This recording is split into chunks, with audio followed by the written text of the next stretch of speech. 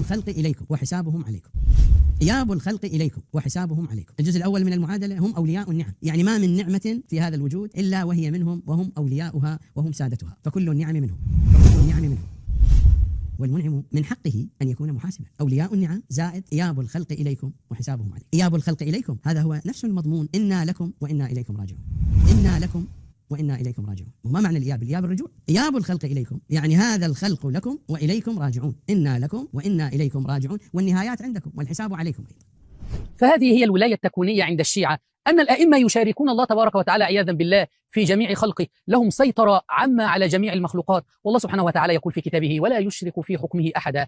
يزعمون أن هذه النعم التي قد تكون للإنسان كل هذه النعم من الأئمة فهم المستحقون للولاية التكوينية. هذه الولاية لم يقل بها مشرك قريش، ولكن الشيعة قالوا بها. والحكم لك أيها المشاهد، هل هذه العقائد عقائد صحيحة موافقة للقرآن الكريم؟